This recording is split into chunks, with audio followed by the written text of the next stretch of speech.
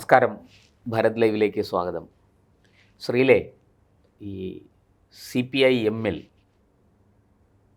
പിണറായി വിജയൻ എന്ന നേതാവിന് കിട്ടുന്ന ഒരു പരിഗണന എന്താണ് എന്ന് നമുക്കിപ്പോൾ അറിയാം. കഴിഞ്ഞ കുറേ വർഷങ്ങളായിട്ട്, അതായത് സംസ്ഥാന സെക്രട്ടറിയായി വന്ന പിണറായി വിജയൻ, 98-ൽ വന്ന പിണറായി വിജയൻ 2026-ൽ ഇന്നിപ്പോൾ മുഖ്യമന്ത്രി സ്ഥാനത്ത് 10 വർഷം ഇരുന്നതിന് ശേഷം പ്രതിപക്ഷ നേതാവായി ഇപ്പോൾ വീണ്ടും നിയമസഭയിൽ എത്തിയിരിക്കുന്നു. ആ പിണറായി വിജയന് പാർട്ടി കൊടുക്കുന്ന കരുതലും സംരക്ഷണവും ഒക്കെ നമുക്കെല്ലാവർക്കും അറിയുന്നതാണ്. എന്തുകൊണ്ട് ഇതേ കരുതലും സംരക്ഷണവും മറ്റ് നേതാക്കൾക്ക് ലഭിക്കുന്നില്ല? പിണറായി വിജയന് മാത്രമല്ല, അദ്ദേഹത്തിനും അദ്ദേഹത്തിൻ്റെ കുടുംബത്തിനും പാർട്ടി അകമഴിഞ്ഞ പിന്തുണ നൽകുന്നുണ്ട്, ഒരു പ്രത്യേക കരുതൽ തന്നെ നൽകുന്നുണ്ട്. അത് നമ്മൾ കഴിഞ്ഞ ദിവസം കണ്ടതാണല്ലോ. വീണ തായ്ക്കണ്ടിയെ ചോദ്യം ചെയ്യാൻ ED വന്നപ്പോൾ എന്താണ് സംഭവിച്ചത്? ഇനിയിപ്പോൾ അറസ്റ്റ് ചെയ്യാനെങ്ങാനും ED വന്നാൽ അവർ കേരളം കത്തിക്കുമോ, ബാക്കി വെച്ചേക്കുമോ എന്ന് തന്നെ സംശയമുണ്ട്. കേരളം കത്തിക്കാനാണ് സാധ്യത. പക്ഷേ ഇതേ പാർട്ടി എന്തുകൊണ്ട് പാർട്ടിയുടെ മറ്റൊരു സംസ്ഥാന സെക്രട്ടറി ആയിരുന്ന കോടിയേരി ബാലകൃഷ്ണൻ്റെ മകൻ ബിനീഷ് കോടിയേരി ഒരു ED കേസിൽ അകത്തായപ്പോൾ എന്തുകൊണ്ട് പാർട്ടി അന്ന് അങ്ങനെ ഒരു നിലപാടെടുത്തില്ല? അന്ന് കേരളം കത്തിക്കാൻ നിന്നില്ല, അന്ന് EDയെ ആക്രമിക്കാൻ ശ്രമിച്ചില്ല. ബിനീഷ് കോടിയേരിക്കില്ലാത്ത എന്ത് പ്രത്യേകതയാണ് വീണ തായ്ക്കണ്ടിക്കുള്ളത്? വളരെ പ്രധാനപ്പെട്ട ഒരു ചോദ്യമാണ്. ഈ ചോദ്യത്തിന് ഉത്തരം എന്ന് പറയുന്നത് യഥാർത്ഥത്തിൽ ഇപ്പോൾ കമ്മ്യൂണിസം എന്ന് പറഞ്ഞാൽ പിണറായിസമാണ് എന്നുള്ളതാണ്. മറ്റ് സംസ്ഥാനങ്ങളിലൊന്നും ഭരണമില്ലാത്ത അവസ്ഥയുണ്ടായിരുന്നു. അപ്പോൾ അതുകൊണ്ട് തന്നെ വീണ വിജയൻ എന്ന് പറയുന്ന മുഖ്യമന്ത്രിയായിരുന്ന പിണറായി വിജയൻ്റെ മകൾക്ക് വലിയ പ്രാധാന്യം അന്ന് ലഭ്യമായിരുന്നു. അത് പിണറായി വിജയന് കിട്ടുന്ന കുടുംബത്തിന് അത് പിണറായി വിജയന് കിട്ടുന്ന പരിഗണനയാണ്. കാരണം കഴിഞ്ഞ 10 വർഷത്തിനിടയിൽ, കഴിഞ്ഞ 10 വർഷമായി എനിക്ക് തോന്നുന്നു കേന്ദ്ര കമ്മിറ്റി ഓഫീസിൽ കറണ്ട് ചാർജ് പോലും അടയ്ക്കുന്നത് പിണറായി വിജയൻ്റെ കയ്യിൽ നിന്ന് പണം എടുത്തിട്ടാണ്. AKG ഭവൻ, ഡൽഹിയിലെ AKG ഭവൻ നമ്മൾ ഗൂഗിളിൽ സെർച്ച് ചെയ്താൽ പോലും കിട്ടാത്ത സ്ഥലമാണ്. ഗൂഗിളിൽ ഇല്ല യഥാർത്ഥത്തിൽ. കാരണം അവിടെ ചെല്ലുന്നവരാരും അങ്ങനെ ആൾക്കാർ ചെല്ലാറില്ല. അതുകൊണ്ട് തന്നെ അത് ഗൂഗിളിൽ റീഡ് ചെയ്യുന്ന പോലുമില്ല. നമുക്ക് മനസ്സിലാക്കാൻ സാധിക്കുന്നത് കഴിഞ്ഞ ഇത്രയും വർഷങ്ങളായി പിണറായി വിജയൻ ഒരു അജയ്യനായ മുഖ്യമന്ത്രിയായി കേരളത്തിൽ തുടരുന്നിടത്തോളം കാലം ഭരണമുള്ള ഒരു സംസ്ഥാനം എന്ന രീതിയിൽ പിണറായി വിജയനെ സംബന്ധിച്ചിടത്തോളം പിണറായി വിജയനാണ് CPM എന്ന രീതിയിലേക്ക് എതിർവായില്ല. പിന്നെ കേന്ദ്ര കമ്മിറ്റിയോ മറ്റുള്ള കാര്യങ്ങളോ ഒക്കെ അപ്രസക്തമാകുന്ന കാഴ്ചയാണ് നമ്മൾ കണ്ടുകൊണ്ടിരുന്നത്. മാത്രമല്ല, പിണറായി വിജയൻ്റെ കാര്യം നോക്കുകയാണെങ്കിൽ പിണറായി വിജയനെ സംബന്ധിച്ചിടത്തോളം പിണറായി വിജയൻ ഏറ്റവും പ്രാധാന്യം വീണ വിജയനാണ്. പിണറായി വിജയന് മകനെക്കുറിച്ച് കൺസേൺ ഉണ്ടെന്നോ, മകനെക്കുറിച്ച് ആരെങ്കിലും കേട്ടിട്ടുണ്ടോ? അദ്ദേഹത്തിന് കേട്ടിട്ടില്ല. ഈ അടുത്ത കാലത്ത് ഗുരുവായൂർ പോയാണ്. അതും എനിക്ക് തോന്നുന്നില്ല പിണറായി വിജയനുമായിട്ട് ബന്ധമുണ്ടോ മകനെന്ന് പോലും നമുക്ക് സംശയം തോന്നുന്ന രീതിയിലാണ്. ഒരിക്കലും പിണറായി വിജയന്റെ മകൻ ഈ ലൈം ലൈറ്റിൽ വന്നിട്ടില്ല. ഇവർ എനിക്ക് തോന്നുന്നില്ല പിണറായി വിജയൻ ഈ ഗൾഫിലെങ്ങാനും പോകുമ്പോഴെങ്ങാനും സന്ദർശിച്ചെങ്കിൽ അല്ലാതെ അതിനേക്കാളും അദ്ദേഹത്തിന്റെ പ്രിയപ്പെട്ടത് റിയാസാണ്. പിന്നെ റിയാസാണെന്ന് മാത്രമല്ല, ഞാൻ പറയാൻ വന്നത് പിണറായി വിജയന്റെ മകന്റെ അമ്മായി അച്ഛൻ, അദ്ദേഹം ഒരു വാർത്തയിൽ ഇടം പിടിച്ചു. നമ്മുടെ ഈ ഇതുമായി ബന്ധപ്പെട്ട കേസ്, ക്യാമറയുമായി ബന്ധപ്പെട്ട കേസിൽ അദ്ദേഹത്തിന്റെ പേര്, അദ്ദേഹവുമായി ബന്ധപ്പെട്ട കാര്യങ്ങളൊക്കെ വന്നിരുന്നു. അപ്പോൾ അതുകൊണ്ട് അങ്ങനെയല്ല, വീണ ഇങ്ങനെ നിറഞ്ഞു നിൽക്കുകയാണ്. അതെ. അപ്പോൾ അതുകൊണ്ട് തന്നെ വീണ വിജയനെ സംരക്ഷിക്കേണ്ടത് പാർട്ടിയുടെ ഉത്തരവാദിത്തമാണ്. ചരിത്രത്തിൽ എവിടെയെങ്കിലും കേട്ടിട്ടുണ്ടോ ഒരു ഓഫീസ് തുടങ്ങുമ്പോൾ AKG സെന്ററിന്റെ പേര് വെച്ചുകൊണ്ടാണ് ഓഫീസിന്റെ അഡ്രസ്സായി കൊടുത്തിരുന്നത്? ഞാൻ ഇന്നലെ അത് എനിക്ക് മറ്റൊരു ചോദ്യം അതിനകത്തുള്ളത്, സത്യത്തിൽ ഈ 12 സ്ഥലത്ത് ED ഇന്നലെ റെയ്ഡ് നടന്നു. എന്തുകൊണ്ട് AKG സെന്ററിൽ റെയ്ഡ് നടന്നില്ല എന്നൊരു സംശയം എനിക്കുണ്ട്. യഥാർത്ഥത്തിൽ AKG സെന്ററിലായിരുന്നു റെയ്ഡ്. കാരണം വീണയുടെ അഡ്രസ് കൊടുത്തിരിക്കുന്നത് AKG സെന്ററാണ്. അപ്പോൾ അതുകൊണ്ട് തന്നെ AKG സെന്റർ ഒഴിച്ച് ബാക്കി എല്ലാ സ്ഥലത്തും റെയ്ഡ് നടന്നെങ്കിൽ AKG സെന്റർ എന്താണെന്ന് അറിയില്ല. രേഖകളൊന്നും ഇവിടെ സംരക്ഷിക്കാൻ പറ്റില്ല. അതുകൊണ്ടായിരിക്കാം ഒരു പക്ഷേ അതിനുള്ള സാധ്യതകൾ കുറവാണ്. ഏറ്റവും രഹസ്യരേഖകളോടെ കൊണ്ടുവെക്കാൻ ആൾക്കാരെയൊക്കെ ഞാൻ മനസ്സിലാക്കിയ പാർട്ടി ഓഫീസുകൾ അന്വേഷണം കൃത്യമായിട്ട് വീണയിൽ കോൺസെൻട്രേറ്റ് ചെയ്ത് നിൽക്കുകയാണ്. അവർക്കറിയാം അത് വീണയിൽ നിന്ന് അടുത്തത് ഏത് കണ്ണിയിലേക്കാണ് പോകുന്നത് അറിയാൻ പറ്റും. അതുകൊണ്ട് തന്നെയാണ്. മാത്രമല്ല, ഇന്നലത്തെ EDയുടെ ഒരു റെയ്ഡിനൊരു പ്രത്യേകതയുണ്ട്. സാധാരണഗതിയിൽ ഇപ്പോൾ ചോദ്യം ചെയ്യാൻ വരുന്നു, അല്ലെങ്കിൽ ചോദ്യം ചെയ്യാൻ നോട്ടീസ് നൽകി വിളിപ്പിച്ചാൽ അഭിഭാഷകരെ കൊണ്ട് ചോദിച്ചു പറഞ്ഞ് പഠിച്ചിട്ട് പോകാൻ പറ്റും. ഇന്നലെ അതൊന്നും അവസരം കൊടുത്തില്ല. രാവിലെ തന്നെ മാത്രമല്ല, സുപ്രീം കോടതി പോയി ഒരു സ്റ്റേ വാങ്ങാനുള്ള അവസരം കൊടുത്തില്ല. മിനിഞ്ഞാന്ന് കോടതി വിധി പറഞ്ഞപ്പോൾ തന്നെ, കോടതി സ്റ്റേ വെക്കേറ്റ് ചെയ്ത് കൊടുത്തപ്പോൾ തന്നെ അടുത്ത സെക്കൻഡിൽ സ്റ്റേ വെക്കേറ്റ് ചെയ്തതല്ല, കോടതി ഹർജി തള്ളിയപ്പോൾ തന്നെ, ശശിധരൻ കർത്തയുടെ ഹർജി തള്ളിയപ്പോൾ തന്നെ ED എടുത്ത തന്ത്രപരമായ നിലപാടായിരുന്നു. നമ്മൾ പറയുകയും ചെയ്തു. ആ ഹർജി തള്ളിയ വാർത്ത ചർച്ച ചെയ്തപ്പോൾ നമ്മള് ഏത് നിമിഷവും ഇഡി വരാം എന്ന് പറഞ്ഞ് അത് നമ്മള് തമ്പിൽ പോലും അങ്ങനെ കൊടുത്തിട്ടുണ്ട്. ഏത് നിമിഷം ഇഡി വരാം. അപ്പം വളരെ പെട്ടെന്ന് തന്നെ ഇഡിയിലേക്ക് എത്തിച്ചേർന്നു എന്നുള്ളതാണ് നമുക്ക് മനസ്സിലാക്കാൻ സാധിക്കുന്നത്. അപ്പോൾ പിണറായി വിജയന് ഇപ്പോൾ ഏറ്റവും പ്രധാനപ്പെട്ട കാര്യം വീണ വിജയന് ഇപ്പോൾ ലാസ്റ്റ് സെക്കൻഡിൽ, കാരണം കേരളം ഒട്ടാകെ പിണറായി വിജയനെതിരെ വലിയ രീതിയിലുള്ള മുറവിളി ഉണ്ടാകുന്നുണ്ട്. പിണറായി വിജയൻ രാജിവെച്ച് പോകണം. അതായത് ഇവിടുത്തെ പാറശാല ഏരിയ കമ്മിറ്റി ആവശ്യപ്പെട്ടത് രാജിവെച്ച് ശൈലജ ടീച്ചറെ മത്സരിപ്പിക്കണം എന്നുള്ളതാണ്. വളരെ കൃത്യമായി അതെ, പ്രതിപക്ഷ നേതാവാക്കണമെന്നായിരുന്നു. അപ്പൊ കാരണഭൂതന്റെ കാരണഭൂതന് വേണ്ടി തിരുവാതിര കളിച്ചതാണ് പാറശാല ഏരിയ കമ്മിറ്റി. തിരുവാതിര പാട്ട് പറഞ്ഞിരിക്കുന്നത്. അപ്പൊ ഇതിൽ നിന്നൊക്കെ അതെ, കേരളം ഒട്ടാകെ പിണറായിക്കെതിരെയുള്ള ഒരു പ്രതിഷേധം കനത്തു വരികയായിരുന്നു. നമ്മൾ പുറത്തുനിന്ന് കാണുന്നവർ വിചാരിക്കും പിണറായി വിജയന് മുന്നിൽ എല്ലാവരും അണിനിരന്നത് കൊണ്ടാണ് ഒരു പക്ഷേ വീണ വിജയനെ സംരക്ഷിക്കാൻ വന്നതെന്ന്. എന്നാൽ യാഥാർത്ഥ്യം അതല്ല എന്നാണ് എനിക്ക് തോന്നുന്നത്. എൻ്റെ ഒരു സംശയം എന്താണെന്ന് വെച്ചാൽ പല കേസുകൾ, ഇത് മാത്രമല്ല, ലൈഫ് മിഷൻ, അതുപോലെ തന്നെ കിഫ്ബി, അതുപോലെ ഇപ്പോൾ തിരുവനന്തപുരത്തെ കോർപ്പറേഷനുമായി ബന്ധപ്പെട്ട് ആര്യ രാജേന്ദ്രനെതിരെയുള്ള വിജിലൻസ് എൻക്വയറി, അങ്ങനെ പലയിടത്തും പല നേതാക്കന്മാർക്കെതിരെയും പല കേസുകളും നടക്കുന്നുണ്ട്. സ്വർണ്ണക്കടത്ത്. അപ്പൊ ഇങ്ങനെ പല നേതാക്കന്മാരും പ്രതിരോധത്തിൽ തന്നെ ഈ അമ്പ് കൊള്ളാത്തവരില്ല ഗുരുക്കളിൽ പറയുന്ന പോലെ എല്ലാവരും ഉണ്ട്. പിന്നെ ഈ SIT ശബരിമലയുമായി ബന്ധപ്പെട്ട SIT അന്വേഷണം, അത് കോൺഗ്രസ് എനിക്ക് തോന്നുന്നു SITയെ മാറ്റി നിയമിക്കാനും പുനരന്വേഷണം നടത്താനുമുള്ള സാധ്യതകളുണ്ട്. അപ്പൊ ഇങ്ങനെ നോക്കുമ്പോൾ കേരളത്തിലെ ഒട്ടുമിക്ക CPM നേതാക്കളും ജയിലിൽ പോകേണ്ട അവസ്ഥയാണുള്ളത്. അതുകൊണ്ടാണ് എല്ലാവരും ഇന്നലെ ഒത്തുചേർന്നത്. ആ ഒരു വിഷയത്തിൽ ഒത്തുചേർന്ന് പ്രതിരോധം സൃഷ്ടിക്കാൻ ശ്രമിച്ചു. ഇവരെല്ലാം പറഞ്ഞ വാചകങ്ങളുടെ ഇടയ്ക്കൂടെ ഒന്ന് വായിക്കണം. കാരണം ഇതുകൊണ്ട് CPMനെ തകർക്കാമെന്ന് വിചാരിക്കേണ്ട. അങ്ങനെ തകർക്കാൻ സാധിക്കാത്ത രാഷ്ട്രീയ പാർട്ടിയാണ് CPM. പിണറായി വിജയനെ തകർത്താൽ CPM തകർന്നു പോകുമെന്നാണോ ഇവർ ചിന്തിക്കുന്നത്? അഥവാ എല്ലാ നേതാക്കന്മാരെയും തകർത്ത്, അതായത് എല്ലാ നേതാക്കന്മാരും ജയിലിൽ പോകേണ്ട സാഹചര്യം ഉണ്ടായാൽ അത് പ്രതിസന്ധി ഉണ്ടാക്കുമെന്ന് CPMന് വളരെ തിരിച്ചറിവുണ്ട്. അതുകൊണ്ടാണ് ഒരു പക്ഷേ ഇന്നലത്തെ സവിശേഷ സാഹചര്യം. ഇതിന് മുമ്പ് വീണയ്ക്കായി പ്രതിരോധം തീർത്തിട്ടുണ്ട്.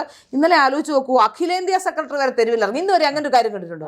അഖിലേന്ത്യാ സെക്രട്ടറി അത്ഭുതപ്പെടുത്തിയത് അതാണ്. സാധാരണ ഇങ്ങനെ എന്തെങ്കിലുമൊക്കെ സംഭവം ഉണ്ടായ പണ്ട് ലാവ്ലിൻ കേസ് വന്നു. അപ്പോൾ അന്ന് ഈ കേരളത്തിൽ, ഡൽഹിയിൽ വലിയ ചലനമൊന്നും ഉണ്ടായില്ല. കേരളത്തിൽ അന്ന് ഈ സമരം നയിക്കാൻ വന്നിരിക്കുന്നത് അന്നത്തെ PB അംഗം S രാമേന്ദ്രൻ പിള്ളയാണ്. അന്നത്തെ ജനറൽ സെക്രട്ടറി പ്രകാശ് കാരാട്ട് അനങ്ങിയില്ല. പിന്നെ അതിനുശേഷം യെച്ചൂരി ഒരു സമുന്നതനായ നേതാവായിരുന്നു. അദ്ദേഹം മിണ്ടിയിട്ടില്ല. അദ്ദേഹത്തിനോട് പത്രക്കാർ ചോദിച്ചപ്പോൾ വഴിക്ക് പോകും എന്ന് മാത്രമല്ല, പ്രകാശ് കാരാട്ടനോട് ചോദിച്ചു, പിന്നെ പിണറായി വിജയൻ അന്ന് സംസ്ഥാന സെക്രട്ടറിയാണ്, പിണറായി വിജയന്റെ രാജി ആവശ്യപ്പെടുമോ എന്ന് പത്രക്കാർ ചോദിച്ചു. അദ്ദേഹം ചോദിച്ചു, why, for what? Pinarayi he's not holding any constitutional position, അതായത് ഭരണഘടനാ പദവിയൊന്നും അദ്ദേഹം വഹിക്കുന്നില്ല. അങ്ങനെ ഉണ്ടെങ്കിൽ ശരി, അദ്ദേഹം മുഖ്യമന്ത്രിയോ മന്ത്രിയോ ആയിരുന്നെങ്കിൽ അദ്ദേഹത്തോട് രാജിവെക്കാൻ പറയാം. പക്ഷേ ഇത് ഞങ്ങളുടെ പാർട്ടി സെക്രട്ടറിയാണ് അദ്ദേഹം, അതുകൊണ്ട് അത് രാജിവെക്കേണ്ട ആവശ്യമില്ല. ഞങ്ങൾ കേസിനെ നിയമപരമായി നേരിടുന്നതാണ്. ഇന്നലെ കാണിച്ചത് എന്താണെന്ന് വെച്ചാൽ നിയമപരമായി നേരിടാനുള്ള രണ്ട് കാര്യമുണ്ട്. ഒന്ന്, നിയമപരമായി നേരിടാനുള്ള ഗ്രൗണ്ട് ഇതിലില്ല. രണ്ട്, കായികമായി നേരിടാൻ ശ്രമിക്കുന്ന ഈ എന്താണ് ഭീരുവിന്റെ അവസാനത്തെ ആയുധമാണ് അന്തം വിട്ട പ്രതി എന്ത് ചെയ്യും എന്ന് പറഞ്ഞ പോലെയാണ്. അതായത് ഇന്നലെ CPM കാണിച്ചു കൂട്ടിയത് യഥാർത്ഥത്തിൽ അവർക്ക് നിയമപരമായി ഇത് നേരിടാൻ കഴിയാത്തത് കൊണ്ടും, ഇപ്പൊ ഡൽഹിയിലൊക്കെ ഒന്ന് കാണിച്ചു നോക്കിയതാണ്. കേരളത്തിലും ഞങ്ങൾക്ക് ആളുണ്ട്, ഡൽഹിയിലും ഞങ്ങൾക്ക് ആളുണ്ട്, ഞങ്ങൾ എന്തും ചെയ്യും എന്ന രീതിയിൽ ഒരു പ്രകടനം നടത്തി നോക്കിയതാണ്. പക്ഷേ ആലോചിച്ച് നോക്കൂ, ബി ജെ പി ഇതിനകത്ത് ഇടപെടേണ്ട കാര്യമില്ല. പക്ഷേ കേന്ദ്ര ഏജൻസികൾ കൃത്യമായി ഇന്നലെ ആക്ട് ചെയ്തിരുന്നെങ്കിൽ ഈ CPMന്റെ അവസ്ഥ ഇന്നലെ എന്താകുമായിരുന്നു എന്ന് ആലോചിച്ചിട്ടുണ്ടോ? യഥാർത്ഥത്തിൽ അതുവഴി വിജയിക്കാൻ, അല്ലെങ്കിൽ അത് ഒരു വലിയ പ്രതിഷേധത്തിലേക്ക് പോയി ആ പ്രതിഷേധം എങ്ങനെയെങ്കിലും ഒരു ലാത്തി ചാർജിലോ അല്ലെങ്കിൽ ഏതെങ്കിലും ഒരു വെടിവയ്പ്പിലോ അവസാനിപ്പിച്ച് രക്തസാക്ഷി ഉണ്ടാക്കി വീണ്ടും കമ്മ്യൂണിസം നട്ടുവളർത്തി, കേരളത്തിൽ നശിച്ചുപോയ കമ്മ്യൂണിസം നട്ടുവളർത്തി കൊണ്ടുവരാമെന്നാണ് CPM വിചാരിച്ചതെന്നാണ് എൻ്റെ തോന്നൽ. മാത്രമല്ല ഈ പേടി കാരണമാണ് കേരളത്തിലും കേന്ദ്രത്തിലുമൊക്കെ, കേന്ദ്രത്തിലും സത്യത്തിൽ ഒന്ന് ആലോചിച്ച് നോക്കൂ, CPMന് എന്ത് പുല്ലുവിലല്ലേ ഏതെങ്കിലും വിഷയത്തിൽ CPMന്റെ വാക്കുകളോ ഈ MA ബേബി ഒക്കെ പറയുന്ന ആരെങ്കിലും കേൾക്കുന്നുണ്ടോ? ഈ ഒരു 2004 എനിക്ക് തോന്നുന്നത് നാഷണൽ ചാനലുകൾക്കും അവിടുത്തെ ഇരിക്കുന്ന ആൾക്കാർക്ക് CPMനെ വേണ്ടെന്ന് ആരെ അറിയത്ത് പോലും ഇല്ല. ഈ MA ബേബി ഒക്കെ ആരാന്ന് അറിയാൻ പോലും സാധ്യത ഒരുപാടായി. അത് ഞാൻ പറഞ്ഞുതരാം. 2004, 2009 കാലത്ത് ഇവരാണല്ലോ പിന്തുണച്ച് അവിടെ ഭരണം നടത്തി. മൻമോഹൻ സിംഗ് സർക്കാരിനെ പുറകിൽ നിന്ന് നിയന്ത്രിച്ചിരുന്നത് പ്രകാശ് കാരാട്ടും ഒക്കെ ആയിരുന്നല്ലോ. അപ്പോൾ അന്ന് എന്ത് സംഭവം ലോകത്ത് എവിടെയെങ്കിലും ഒരു പൂച്ച ചത്താലും ശരി BBC-കാരൻ അടക്കമുള്ളവർ അവിടെ ചെല്ലുമായിരുന്നു. നേരെ മൈക്കും കൊണ്ട് AKG ഭവനിലേക്ക് ഓടിയെത്തും. പ്രകാശ് കാരാട്ടിന്റെ റിയാക്ഷൻ എടുക്കും. ആര് പോകുന്നു? അവരെ സംബന്ധിച്ച് ഒരു പൂച്ചക്കുഞ്ഞ് ദേശീയ പദവി പോലും നഷ്ടപ്പെടാണ്ടിരിക്കുന്ന ഒരു രാഷ്ട്രീയ പാർട്ടി. പദവി ശരിക്കും അത് സത്യത്തിൽ വാജ്പേയി കൊടുത്തൊരു ദാനമാണ്. കഴിഞ്ഞ കുറെ കാലമായി ഈ ദേശീയ പദവി ഇത്രയും കാലം നീണ്ടു നിന്നത്. അതാണ് സത്യം. അപ്പോൾ അതിൽ നമുക്ക് മനസ്സിലാക്കാൻ സാധിക്കുന്നത് ഒരു തരത്തിലും കേന്ദ്രത്തിലോ ഏതെങ്കിലും ഡൽഹിയിലൊന്നും യാതൊരു ചവർ വില. ഞാൻ പറഞ്ഞില്ല, ഗോൾഡ് മാർക്കറ്റിൽ ഒരു ഓഫീസ് ഉണ്ടാവും, ഓഫീസ് ഗൂഗിൾ മാപ്പിൽ പോലും ഇല്ല എന്ന് പറയുമ്പോൾ അവസ്ഥ എന്താണ് CPM-ന്റെ എന്ന് മനസ്സിലാക്കണം. കേരളത്തിലും കുറച്ച് എന്താ സത്യത്തിൽ തിരുവനന്തപുരം ഭാഷ പറഞ്ഞ വ്യാളിപ്പയലുകൾ അങ്ങനെയുള്ള കുറച്ച് ആൾക്കാർ കിടന്ന കമ്മ്യൂണിസത്തെ കുറിച്ച് പറയുന്നതല്ലാതെ. ഡൽഹിയിൽ നമ്മളിപ്പം ഈ അവിടെ പത്രക്കാരുടെ എന്ന് വെച്ചാൽ ഏറ്റവും കൂടുതൽ പത്രങ്ങളും ഏറ്റവും കൂടുതൽ ചാനലുകളും ഉള്ള ഒരു സ്ഥലമാണ്. അതിൽ തന്നെ നമ്മൾ ഈ കേരളം കഴിഞ്ഞാൽ പിന്നെ മറ്റ് സ്ഥലത്തുള്ള പ്രാദേശിക ചാനലുകളുടെയോ അല്ലെങ്കിൽ ഈ പറയുന്ന ദേശീയ കൊടി സത്യം നമ്മൾ കളിയാക്കി പണ്ട് പറയാമായിരുന്നു, കേരളം കഴിഞ്ഞത് റെയിൽവേ ട്രാക്കിൽ മാത്രമേ ചുമന്ന കൊടിയുള്ളൂ, ഡേഞ്ചർ കാണിക്കും പ്ലാറ്റ്ഫോമുകളിലേ ഉള്ളൂ, വേറെ എവിടെയും ഇല്ല. അപ്പൊ നമ്മൾ ശരിയായി സംഭവിച്ചിരിക്കുന്നു. പശ്ചിമ ബംഗാളിലും ത്രിപുരയിലും കേരളത്തിലും എല്ലാം നഷ്ടപ്പെട്ട സമ്പൂജ്യരായി നിൽക്കുകയാണ്. യഥാർത്ഥത്തിൽ ഇന്നലെ അവർ പിടിച്ചു നിൽക്കാൻ, നേതാക്കന്മാർക്ക് പിടിച്ചു നിൽക്കാനുള്ള ശ്രമം മാത്രമാണ് ഉണ്ടായത്. പിണറായി വിജയന്റെ മകളെ സംരക്ഷിക്കുന്ന ചോദ്യം അതാണ്. ഞാൻ ആ വിഷയത്തിലേക്കാണ് വരുന്നത്. പിണറായി വിജയന്റെ മകൾക്ക് ഒരു നീതി, കോടിയേരി ബാലകൃഷ്ണന്റെ മകനും മറ്റൊരു നീതി. അതെ, കോടിയേരി അന്ന് പിണറായി വിജയൻ ഞാൻ പറയാം, നേരത്തെ ആയിരുന്നു. ഈ 2 കേസ് നടന്ന ഏതാണ്ട് അടുത്തടുത്ത കാലഘട്ടങ്ങളിലാണ്. അന്ന് പിണറായി വിജയൻ എന്ന് പറഞ്ഞാൽ കിരീടം വെക്കാത്ത രാജാവായിരുന്നു CPM-ലെ. CPM എന്ന് പറഞ്ഞാൽ പിണറായി വിജയനായിരുന്നു. കോടിയേരി ബാലകൃഷ്ണനെ സംബന്ധിച്ചിടത്തോളം കോടിയേരി ബാലകൃഷ്ണൻ പിണറായി വിജയനെ പോലുള്ള കുറച്ചുകൂടി മാന്യതയുള്ള പഴയ കമ്മ്യൂണിസ്റ്റുകാരന്റെ സ്വഭാവമുള്ള ഒരാളാണ്. അപ്പൊ ആഭ്യന്തര മന്ത്രിയായി ഇരുന്നപ്പോൾ പോലീസിൽ കുറച്ച് നവീകരണമൊക്കെ വരുത്തിയത് അദ്ദേഹമാണ്. അത് നമുക്കറിയാം, കുറച്ചുകൂടി മാന്യനാണ്. അദ്ദേഹം പറഞ്ഞു ആ സംഭവം ഉണ്ടായപ്പോൾ തന്നെ അദ്ദേഹം മാറി നിൽക്കുകയും അവധി കാരണം പറഞ്ഞത് സുഖമില്ല എന്നാണ്. പക്ഷേ എങ്കിലും സുഖമില്ല എന്ന് പറഞ്ഞുകൊണ്ട് അദ്ദേഹം അവധി എടുത്ത് കുറച്ചു കാലം മാറി നിൽക്കുകയും അത് അവൻ കേസ് നടത്തി വിജയിക്കട്ടെ, പാർട്ടിക്ക് ഇതിൽ ബന്ധമില്ല ഉണ്ടായത്. അപ്പോൾ പാർട്ടിക്ക് ഇതിൽ ബന്ധമില്ല, അവൻ സ്വയം കേസ് നടത്തി വരട്ടെ. അതാണ് ഒരു മാന്യമായ വഴി. യഥാർത്ഥത്തിൽ ഒരു മാന്യമായ വഴി തന്നെയാണ്. ഒരു പക്ഷേ മുമ്പും ഈ മുത്തൂറ്റ് പോൾ കേസിലും അന്ന് പത്രക്കാർ ചോദിച്ചു, അങ്ങയുടെ മകന്റെ പേര് ഇതുമായി ബന്ധപ്പെട്ട് കേൾക്കുന്നുണ്ടല്ലോ. കാരണം അന്ന് 2 ഗുണ്ടകൾ അതിനകത്ത് പുത്തമ്പാലം രാജേഷും ഓം പ്രകാശും ഒക്കെ പെട്ടതാണല്ലോ ആ കേസ്.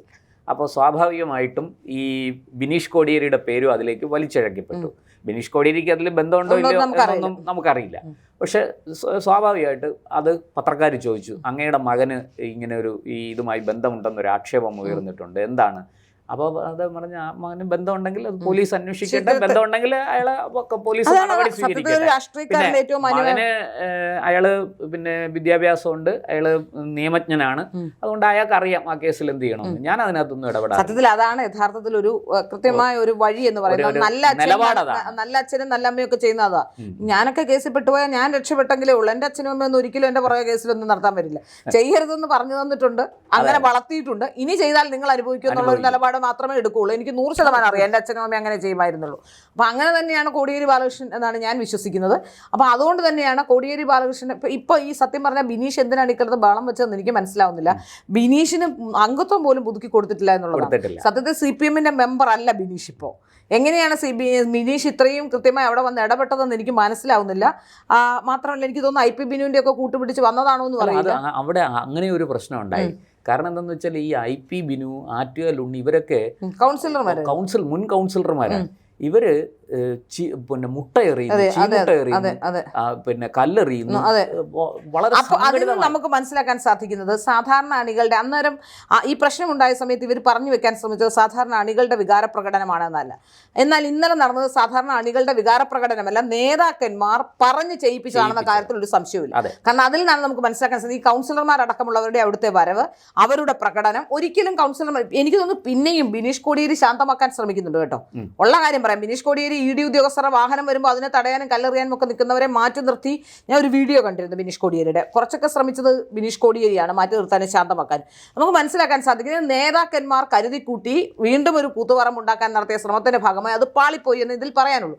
ഇവിടെ അന്ന് ഞാൻ പറഞ്ഞില്ലേ, പിണറായി വിജയന്റെ മകൾക്ക് കിട്ടുന്ന പരിരക്ഷ ഒരുപക്ഷെ ബിനീഷ് കോടിയേരിക്ക് കിട്ടാത്തതിന് കാരണം അത് പിണറായി വിജയനുള്ള പാർട്ടിയിലുള്ള അപ്രമാദിത്യമായിരുന്നിരിക്കണം എന്നാണ് ഞാൻ വിചാരിക്കുന്നത്. ഇപ്പോൾ പക്ഷേ ഈ സമയത്ത്, അതായത് പിണറായി വിജയനെ എല്ലാവരും ആക്രമിച്ച് അവിടെ നിന്നുള്ള അവരുടെ കേഡറുകൾ പോലും കാലുവാരി, ഒരു പക്ഷേ കേഡറുകൾ പോലും മടുത്ത്, കാലുവാരി എന്ന് അവരെ പറയാൻ കഴിയില്ല, മടുത്ത് അവസാനിപ്പിച്ചാണെന്ന് എനിക്ക് തോന്നുന്നത്. അതുകൊണ്ടാണല്ലോ ധർമ്മടത്ത് 6 റൗണ്ട് പിന്നിൽ പോയത്. അപ്പോൾ ഒരു പണി കൊടുക്കാമെന്ന് വിചാരിച്ചിരുന്നു. കേരളം ഒട്ടാകെ പ്രതിഷേധം വരുന്നു. ഈ പ്രതിഷേധത്തിൽ നിൽക്കുന്ന പിണറായി വിജയനെ ശക്തനാക്കാനല്ല ഇന്നലെ ഉണ്ടായ സമരം, മറ്റ് നേതാക്കന്മാർ ജയിലിലേക്ക് പോകാതിരിക്കാൻ വേണ്ടി ഒരു പക്ഷേ ഇങ്ങനെയായിരിക്കും ഞങ്ങളെ ആരെങ്കിലും തൊട്ടാൽ എന്ന് കാണിക്കാനുള്ള ഇവരുടെ അവസാനത്തെ കളിയാണ് ഇന്നലെ നടന്നിട്ടുള്ളത്. അവസാനത്തെ ഒരു ശ്രമമായിരുന്നു എന്നുള്ളതാണ്. ഞങ്ങളെ എന്തെങ്കിലും ചെയ്താൽ ഞങ്ങൾ പ്രതിരോധിക്കും. അതുകൊണ്ട് കാരണം ഏതെങ്കിലും തരത്തിലുള്ള അന്വേഷണമൊക്കെ വന്നു കഴിഞ്ഞാൽ ജയിലിലേക്ക് പോകാതിരിക്കാൻ കാട്ടിക്കൂട്ടിയ അക്രമമായിരുന്നു എന്നാണ് എനിക്ക് മനസ്സിലാക്കാൻ സാധിക്കുന്നത്. പക്ഷെ ഒരു കാര്യം, ഈ അക്രമമൊക്കെ കാണിക്കുമ്പോൾ ഒരു കാര്യം മനസ്സിലാക്കണം.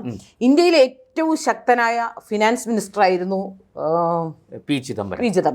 പി ചിദംബരം ജയിലിൽ പോയി. പി ചിദംബരത്തെ മതിലിയാടി അകത്ത് പോയി അറസ്റ്റ് ചെയ്തോണ്ട് പോയി. അപ്പൊ പിന്നെ പിണറായി വിജയൻ മകളെ എത്ര കത്രിക പൂട്ടിയാലും, 8 താഴിട്ട് പൂട്ടിയാലും, പിണറായി വിജയന്റെ അണികൾ തെരുവിലിറങ്ങി അക്രമം കാണിച്ചാലും, ഏതെങ്കിലും തരത്തിൽ കൃത്യമായി അവർക്ക് അറസ്റ്റ് ചെയ്യാൻ വേണ്ട ആവശ്യമുണ്ടെങ്കിൽ തീർച്ചയായും ഇ ഡി അറസ്റ്റ് ചെയ്തുകൊണ്ട് തന്നെ പോകും. മദനിയുടെ കാര്യത്തിൽ എന്താ സംഭവിച്ചത്? ബാംഗ്ലൂർ പോലീസിന് വിട്ടുകൊടുക്കാതെ അൻവർശ്ശേരി എന്ന് പറയുന്ന ആർക്കും എത്തി നോക്കാൻ കഴിയാത്ത ഒരു സ്ഥലത്ത് മദനി എത്രകാലം സംരക്ഷിച്ചുകൊണ്ടിരുന്ന. അപ്പൊ അതുകൊണ്ട് ഈ സംരക്ഷണവും ഈ ബഹളവും ഒന്നും ഒരു കാര്യവുമില്ല. ഈ ബഹളം ഉണ്ടാക്കുന്നവർക്കും യഥാർത്ഥത്തിൽ ഈ നേതാക്കന്മാർക്കെതിരെ ഏതാണ്ട് കണ്ടാലറിയുന്ന 3000 പേർക്കെതിരെ കേസെടുത്തിട്ടുണ്ടെന്നാണ് എനിക്ക് മനസ്സിലാക്കുന്നത്. ഇതിൽ പലരെയും ഇ ഡി കണ്ടുപിടിക്കും ഇതാരാണെന്ന്. അങ്ങനെ കണ്ടുപിടിക്കാവുന്ന പോയില്ല. ഇന്നലെ കാണിച്ച വേലയും കാണണം. അത് ഞങ്ങളുടെ ആളാണോ എന്ന് ജോൺ ബ്രിട്ടാസിനെ പോലെ ഒരാൾ വന്നത് ഞങ്ങളുടെ ആളാണോ എന്ന് ഞങ്ങൾക്കറിയില്ല. അവരെ നിങ്ങൾ ഐഡന്റിഫൈ ചെയ്തെന്ന്. സത്യത്തിൽ കേരളത്തിലെ പോലീസിന് എന്തിൻ്റെ ആവശ്യമായിരുന്നു 4 മണിക്കൂർ പോയി കാത്തുകെട്ടി കാല് പിടിക്കേണ്ട കാര്യം എന്തായിരുന്നു? പിണറായിയുടെ പോലീസ് ആയതുകൊണ്ടാണ് സംഭവിച്ചത്. നേരെ മറിച്ച് രമേശ് ചെന്നിത്തല വെച്ചിരുന്ന ആളായിരുന്നെങ്കിൽ, അല്ലെങ്കിൽ രമേശ് ചെന്നിത്തലയുടെ പോലീസ് ആയിരുന്നെങ്കിൽ ഈ പ്രശ്നം ഉണ്ടാവില്ലായിരുന്നു. യഥാർത്ഥത്തിൽ ഇവിടെ സംഭവിച്ചത് അവസാനം മുങ്ങാൻ പോകുന്ന കപ്പലിൽ അവസാനം കയറി പിടിക്കാൻ നോക്കുന്നൊരു ശ്രമമാണ്. ഞങ്ങളെ തൊട്ടാൽ നേതാക്കന്മാരെല്ലാം ആടവടലും ജയിലിലേക്ക് പോകേണ്ട പല നേതാക്കന്മാരും ഇതിനകത്തുണ്ട്. അതുകൊണ്ടാണ് ഇന്നലെ പിണറായിയുടെ മകൾക്ക് വേണ്ടി ഇവരെല്ലാം കൂടി ഒന്നിച്ചത്. അല്ലാതെ അതൊരു കാരണമായി മുന്നോട്ട് എടുക്കുകയായിരുന്നു എന്നാണ് ഇന്നലത്തെ വിഷയത്തിൽ എനിക്ക് മനസ്സിലാവുന്നത്. കാരണം ഈ തകർന്നിരിക്കുന്ന അവസ്ഥയിൽ പിണറായി വിജയന്റെ മകളെ ഒന്നും ആരും സംരക്ഷിക്കാൻ വരില്ല. പക്ഷെ ഇപ്പോഴത്തെ ഇതിന്റെ പിന്നിൽ പല കേസുകളും ഞങ്ങൾക്കെല്ലാം എതിരെ, കൗൺസിലർമാരടക്കം, മേയർ അടക്കം, വി കെ പ്രശാന്തിനെതിരെ, മുൻ മന്ത്രിമാർക്കെതിരെ, ദേവസ്വം ബോർഡ് പ്രസിഡന്റിനെതിരെ, അങ്ങനെ നിരവധി കേസുകൾ, അഴിമതിയുമായി ബന്ധപ്പെട്ട ലൈഫ് മിഷൻ, സ്വർണ്ണക്കടത്ത്, അങ്ങനെ കിഫ്ബി, അങ്ങനെ നിരവധി കേസുകൾ വരുന്നുണ്ട്. ആ കേസുകളിലൊക്കെ ഞങ്ങളെ അറസ്റ്റ് ചെയ്യരുത് എന്ന സന്ദേശം കൊടുക്കാൻ ഞങ്ങളിവിടെ കളി മാറും എന്ന് വെറുതെ കാണിക്കാനുള്ള അവസാനത്തെ ശ്രമമായിരുന്നു. പക്ഷെ നിങ്ങളുടെ ഭീഷണിയൊന്നും വില പോകില്ല. ഈ ഭീഷണികൾ വെറുതെയാണ്. അടവടലം ജയിലിൽ പോകുന്ന സാഹചര്യം ഉടൻ തന്നെ ഉണ്ടാകുമെന്ന കാര്യത്തിൽ ഒരു സംശയം വേണ്ട.